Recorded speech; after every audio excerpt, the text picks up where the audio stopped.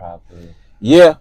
Testing. Think we're good. Right? Yours is on? Yeah, I'm sorry. Sweet. The green? Yeah. Awesome. What's up, guys? We're back with Yeah, Dad yeah. Talk, Yeah, it's your Ride boy. to Work Yes. It's your boy Easy Dogfish. in the building. Another episode. Episode 3 of the pilot. You know, we still testing this thing out. Getting some practice runs. You know what I'm saying? What do you want to talk about today? The light. About... Let's talk about the light for yo, bro, the light is hitting. You gotta get some light. Oh, it's better than it's over here for sure. Ooh. Yeah, damn. There we Nigga better go. look good, man. Yeah. Nah, for all jokes aside, man. What do you want to talk about today, dude? Well, it's about Dad Talk, right? So, I guess my question to you is, how does it feel to be a dad? What does it mean to be a dad for you? I think we talked about it, but I guess we want to dive deeper. Yeah, we did talk about what it meant for us, what it meant to be. I think our last episode we talked about what it meant to be a dad, a man and a partner or something like that. Mm-hmm. But I don't think you ever asked or you talked about how it feels. That is a good question. First things first, it feels great, right? It's like a sense of pride. It's like, yo, I created that, or I helped create that. Definitely makes a brother feel good. When I first saw my daughter come out of that thing, man, I was like, yo, that was crazy.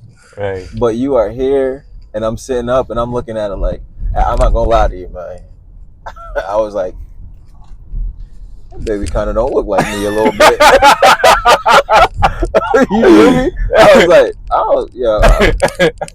don't know, like if that baby looked like me. But then I was like, I saw the nose. I was like, yeah, that's definitely my baby. And like I think when like a few seconds after that, like I was like, I whispered in my partner's ear. I was like, yeah, we should definitely do another one. You want to do Wow, another? that was too close. Like, that was too soon. That was too soon, bro. It was She hit you?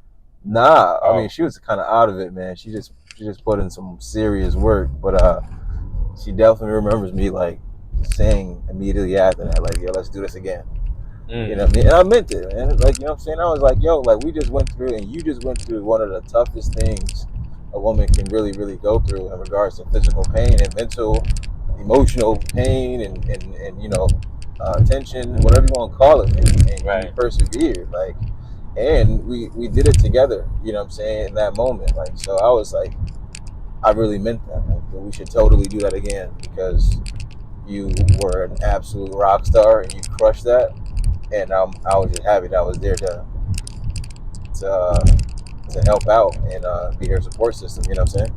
Oh yeah, definitely. Be a support system. It's not. It doesn't even start right there in the delivery room. It starts before and even when the conceiving. You know what I mean? Making sure, like I told my wife, like I want to be there when we have the conversations. Well, and I should be there when we have those conversations. Even sometimes when you talk to your other friends about, birth or, idea of having a family. Yeah. Like, for me, how I grew up and the lack of being in, family or understanding what that is and maturing, I was like, I want to be a part of those conversations. Yeah. Even if it seems silly or gross. No, I want to really be a part of these conversations. I want to be there. I'm going to be there because if we have a child together, this is us bonding, and I'm not playing any games when I say like I'm serious about this. Yeah. And I remember for like me and my wife or fiance at the time, we had a good conversation at like one of our like good restaurants that we had, and I was serious. I put it out there like these are the roles that like I want to be or positions I want to be in as a partner, a husband, as a father, and I don't want to feel left out of these type of conversations about having a child and what we're going to do because it's important to me. Yeah, and I respect that 100%.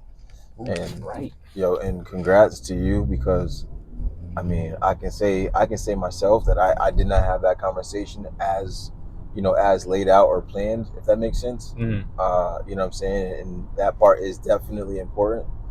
There's some things that you know, as a man, like it's your first time going through it as well, and obviously it was my partner's first time too, and there's things that I had to learn. There's some things I had to learn the easy way, and definitely things I had to learn the hard way. You know what I'm saying? Absolutely. So I applaud you for being in a position in your mental to really want to have a conversation with your partner about the position you really wanted to play.